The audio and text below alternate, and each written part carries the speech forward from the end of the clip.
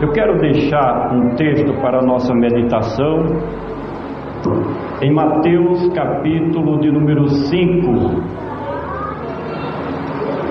que fala sobre as bem-aventuranças, do versículo 3 ao 12, onde está escrito o seguinte: bem-aventurados os humildes de espírito, porque deles é o reino dos céus. Bem-aventurados os que choram, porque eles serão consolados. Bem-aventurados os mansos, porque eles herdarão a terra. Bem-aventurados os que têm fome e sede de justiça, porque eles serão fartos. Bem-aventurados os misericordiosos, porque eles alcançarão misericórdia.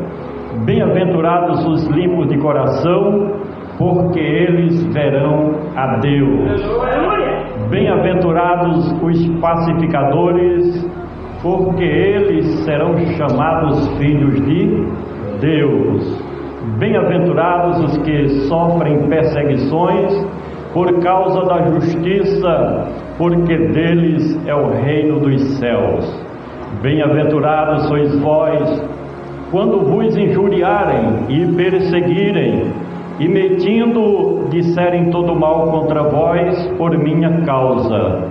Exultai-vos e alegrai-vos, porque é grande o vosso galardão nos céus, porque assim perseguiram os profetas que foram antes de vós. Esse é um texto maravilhoso que alegra a nossa alma com palavras tão bonitas, faladas, ensinadas pelo maior mestre de todos os tempos. Não foi um homem comum, um homem qualquer, que pronunciou essas bem-aventuranças. O Senhor Jesus, diferente dos escribas e fariseus, ele ensinava com sabedoria, inteligência espiritual, com ousadia e com autoridade. A sua forma de transmitir o conselho de Deus fez toda a diferença. Assim como Deus enviou a Moisés para o povo de Israel, e Moisés criou a legislação para o povo de Deus, a legislação mosaica, com instruções e ensinamentos para que os filhos de Israel vivessem no centro da vontade de Deus.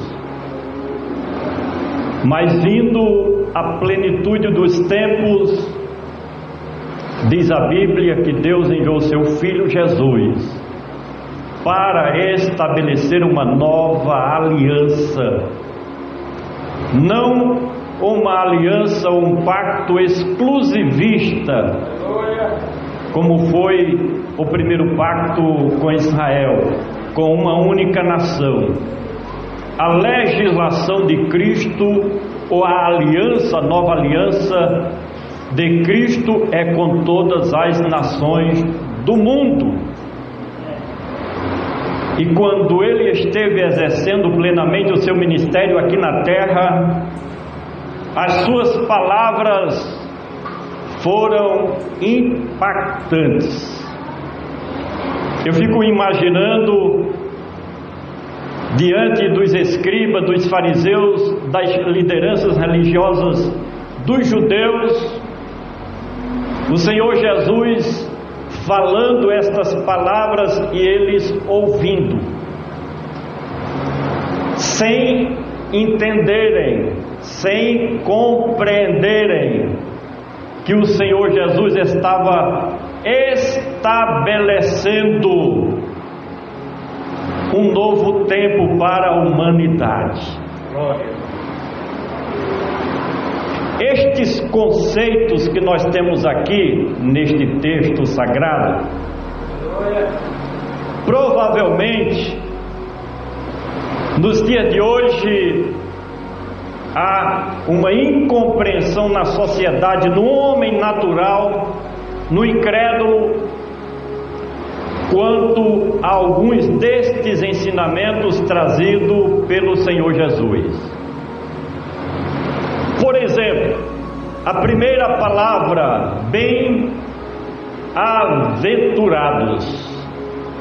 A Bíblia fala de determinados conceitos sobre bem-aventurados. Já o homem natural, o homem carnal, o homem materialista, o ateu, o homem profano, para ele bem-aventurado é ter riquezas materiais, é ter uma fazenda, ser um latifundiário, é ter uma grande empresa bem-sucedida, é estar na mesa de um bar, é viver ao bel prazer.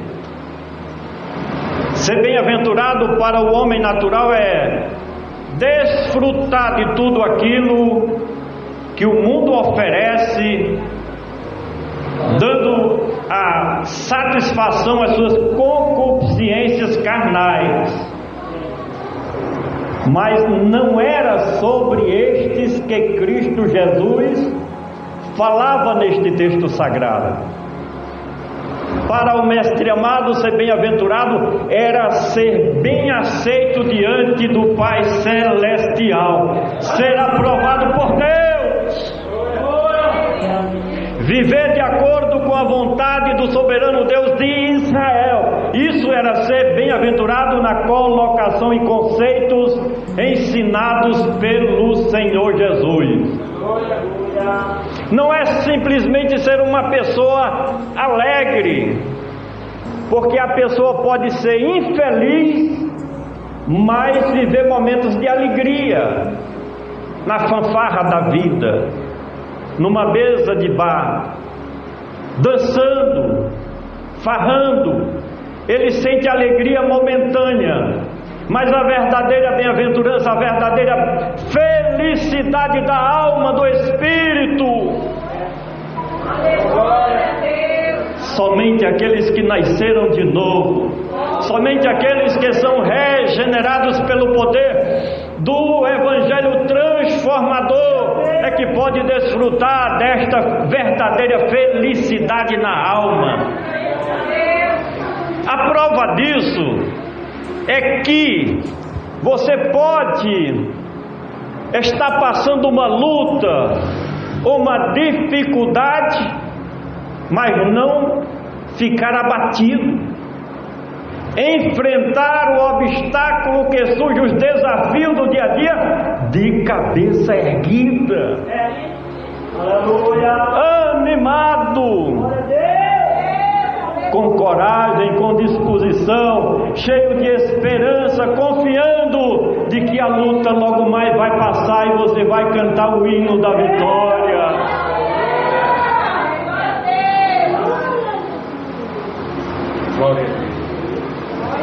E a primeira colocação feita por Cristo Jesus, ele chama de bem-aventurado aquele que é humilde de espírito. Olha a diferença do conceito cristão para o conceito do mundo. Humilde de espírito, a pessoa simples. Humilde não quer dizer pobre, não, porque tem pobre orgulhoso e tem rico humilde. Sim ou não? Então, humildade, irmãos, é nós termos como modelo a pessoa bendita de Cristo Jesus, que estava, diz a Bíblia, sempre desde a eternidade passada à destra da majestade celestial, como Deus, e se despojou, se esvaziou, tomou a forma de servo e viveu humildemente aqui no planeta Terra. Andava no meio dos pecadores, comia com os pecadores, andava à procura dos mais humildes, dos sofredores, dos enfermos, dos doentes. Isso é um valor muito grande, principalmente para aquelas pessoas, porque a maioria do povo de Deus são pessoas humildes, são pessoas simples. Você vê que os apóstolos, quem foram eles? Não foram pessoas que habitavam os palácios reais, não, pescadores. Certamente tinha alguém ali que era agricultor, que trabalhava na roça. Veja, a maioria de nós somos pessoas humildes. Aí ele chama esses de bem-aventurado, humilde de espírito, diferente daquele que é prepotente, orgulhoso, pessoas egoístas. Segundo ele diz, bem-aventurados que choram. Irmãos, esta palavra da parte do Senhor Jesus atravessou séculos. Eu fico imaginando, não nos dias de hoje. Eu me lembro que eu era novo convertido, visitando praticamente todas as congregações uma vez no ano em João Pessoa, e eu via muito os irmãos e as irmãs sempre chorando nos cultos. Já era costume em João Pessoa o crente ter um lenço no bolso. Primeiro porque os cultos eram cultos cheios da unção de Deus, do poder de Deus, e diante da unção de Deus e do poder de Deus, todo crente chora. Quando há este contato do divino com o humano, não tem estrutura forte, irmãos. E lá no mundo se diz que homem não chora, não é assim? Mas aqui, quando Deus fala conosco, a primeira coisa que acontece é a lágrima descer dos nossos olhos. Quem é crente há 1 ano, 2 anos, 3 anos, mais anos e não chorou ainda, precisa nascer de novo. Bem-aventurados os que choram. Você sabe a sua luta, as batalhas que você enfrenta. Só você e Deus sabe. Tem momento que não segura. Aleluia. E alguém pode chegar e perguntar: por que você está chorando? Deus sabe por quê. Eu já ouvi alguém dizer que o choro é a fala da alma, é a expressão da angústia e da tristeza da nossa alma, do nosso espírito, do nosso ser interior. É quando nós estamos diante da dificuldade, ou quando estamos sentindo poderosamente a majestosa presença do nosso Deus dentro de cada um de nós. Não tem jeito, choramos também. Bem-aventurados os mansos. Hoje eu estava me lembrando do meu avô Zeca Borrego. Talvez o primo Francisco Miguel chegou a conhecer. Não sei os demais aqui, os mais antigos. E ele era conhecido lá na nossa região como um homem muito manso. Nunca teve uma querela, uma discussão, uma briga com ninguém. Hoje é difícil encontrar essas pessoas, porque nós estamos vivendo uma geração de pessoas estressadas, do pavio curto, até crente, não aguenta nada. É assim? Mas esse texto nos ensina, é para nos corrigir, para dizer: olha, tem que ser manso, tem que suportar, tem que ser prudente. Antes de responder aquele que lhe diz uma palavra contrária, pensa uma vez, 2 vezes, 3 vezes, 10 vezes, quantas vezes for necessário. Fecha a boca. Antes de revidar aqueles que te perseguem, pensa que o Senhor Jesus, ele disse assim: vinde a mim, todos vós que estáis cansados, porque o meu jugo é suave, o meu fardo é leve. E ele diz nesse texto que ele é manso, porque sou manso e humilde de coração. Olha, quando você não encontrar uma saída para uma dificuldade, um problema em si mesmo ou em alguém, olha para Jesus, porque Ele é o modelo ideal, é o exemplo especial na vida de cada um de nós.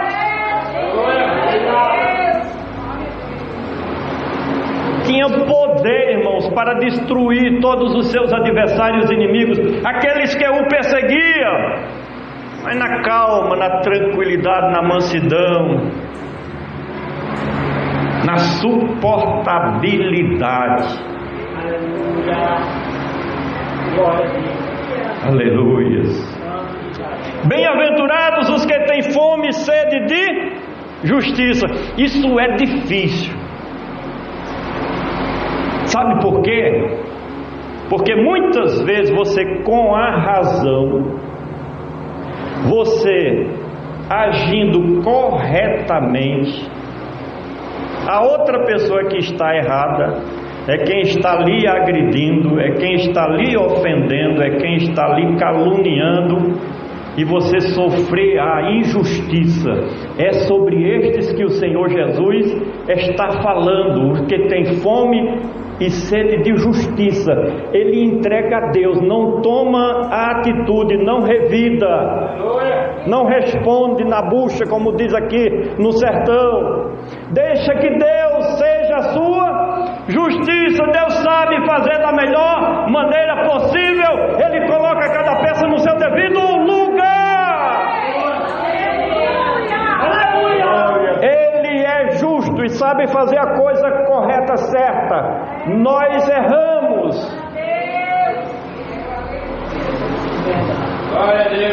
Tomamos atitude que não é para tomar, falamos o que não é para falar e pensamos, às vezes, nem o que é para ser pensado.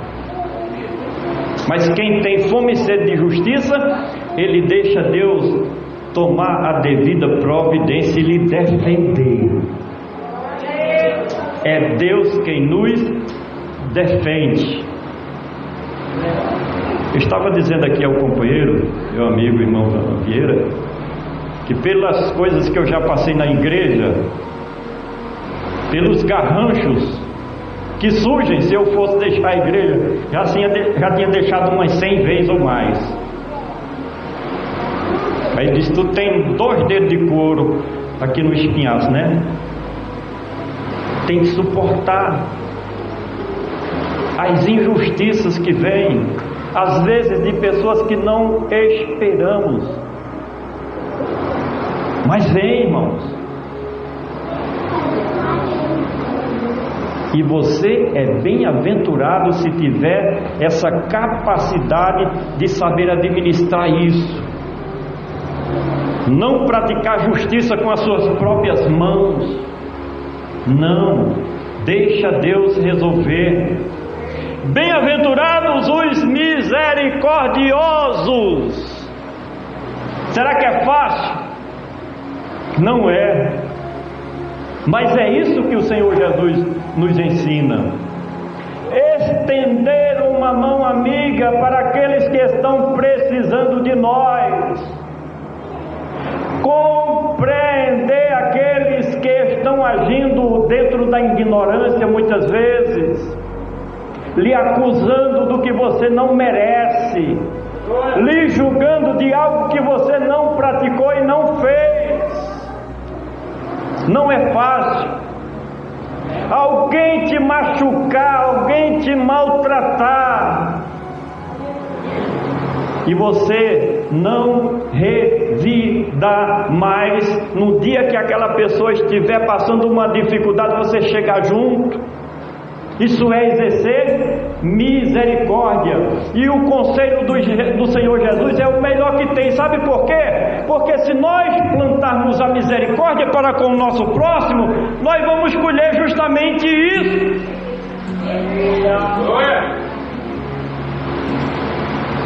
Se planta arroz, vai colher o quê?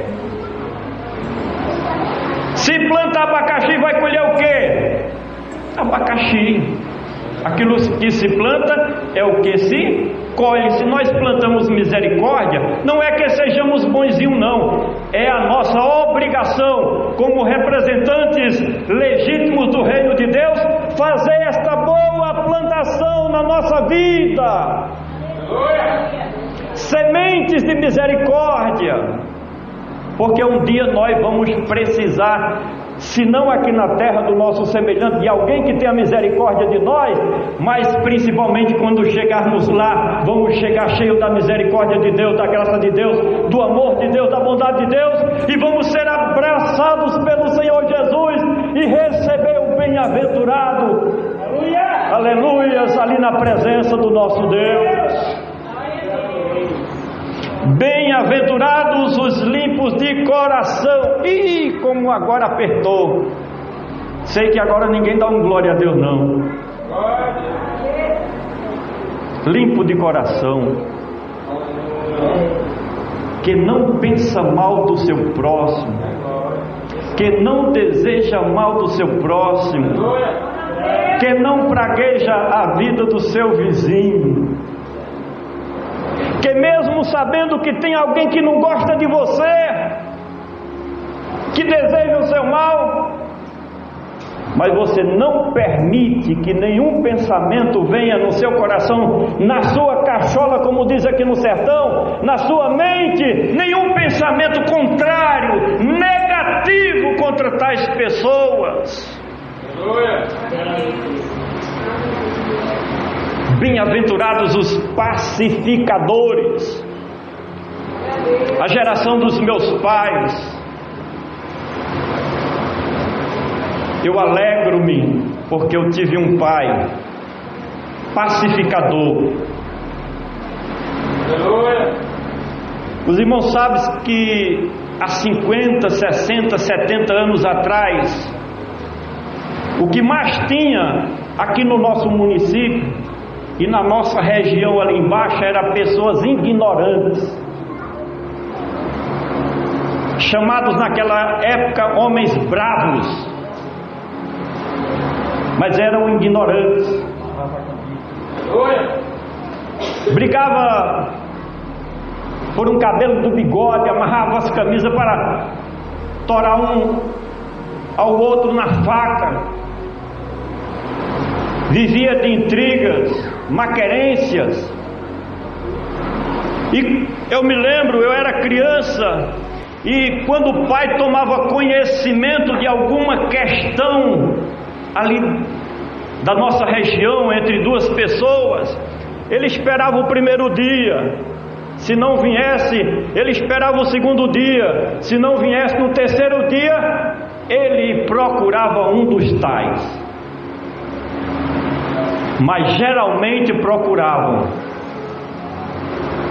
porque por um dom natural de Deus, eu não vou dizer dom espiritual, um dom natural de Deus, ele era uma liderança ali na região da Carnaúba e naquela região ali do Aguiar para baixo. As pessoas tinham muita consideração pelo meu pai.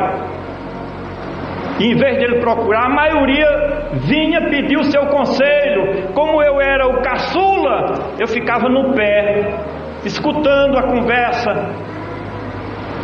E o homem chegava bravo, ignorante, dizendo: eu vou matar, eu vou esculhambar, eu vou acabar com tudo, eu vou destruir com tudo.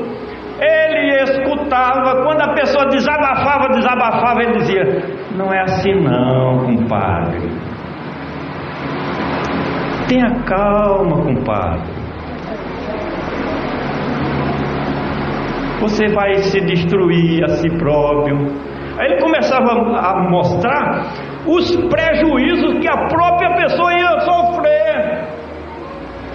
Não mostrava nem as consequências do outro lado, porque a pessoa estava com raiva do outro lado, não queria nem saber. Ele falava sobre as consequências na sua própria vida e na sua família. E eu via que no final da conversa a pessoa saía chorando da casa do meu pai, com seus conselhos. E isso não foi uma vez, nem duas, nem três, nem 10, nem 20. Foram muitas questões resolvidas através da pacificação. Aleluia! Eu já fui algumas vezes na casa de uns irmãos aí levar o nosso conselho. Em vez de estrumar, como diz assim, dois cachorros estão ali querendo brigar, estruma, né? Aí está feita a confusão. Não é para incentivar, é para acalmar os ânimos. Isso é ser pacificador. Mas deixa eu terminar para ouvirmos outro companheiro aqui. Bem-aventurados os que são perseguidos, bem-aventurados os que são injuriados, bem-aventurados os que são caluniados. Semana passada eu encontrava uma irmã revoltada, deixou de ir à igreja. E eu fui conversar com ela. Ela disse: não, foram injustos para comigo, me perseguiram dentro da igreja, disseram coisas comigo que eu não merecia. Quando terminou, quando ela falou, eu disse: você está esquecendo de uma coisa. Ela disse: o que é? Eu disse a ela: olhe para o exemplo de Jesus, olhe para o exemplo dos apóstolos, que foram perseguidos até a morte. Olhe para os exemplos dos profetas, que quase todos foram sacrificados, imolados, mortos nas perseguições. A gente tem que entender uma coisa, irmãos: o mundo nos odeia, disse Jesus. Não é eu que estou falando. Jesus disse: o mundo nos odeia, vos odeia, porque primeiro do que vos odeia, odiaram a mim. O que fizeram com Jesus, com as lideranças da igreja do primeiro século, deve servir de exemplo para nós. Então Jesus está falando, já incentivando o que ia acontecer com os apóstolos, com as lideranças da igreja do primeiro século de nossa era cristã. Conosco que vivemos nesses últimos dias, bem-aventurados que são perseguidos, injuriados. Sabe o que é ser injuriado? É alguém dizer algo com você que você não merece. Isso é ser injuriado. É injúria, é crime, de acordo com as leis civis do nosso país. Crime de injúria. Mas dizem, você não sabe, você não imagina o quanto as pessoas que não são crentes diz com você. Você não tem noção. Isso é injúria. é calúnia, está aqui na palavra. Perseguidos, injuriados, caluniados,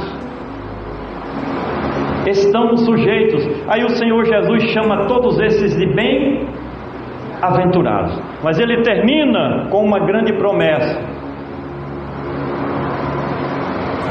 Ele fala para nós na sua palavra: exultai-vos e alegrai-vos, porque é grande o vosso galardão nos céus, porque assim perseguiram os profetas que foram antes de vós.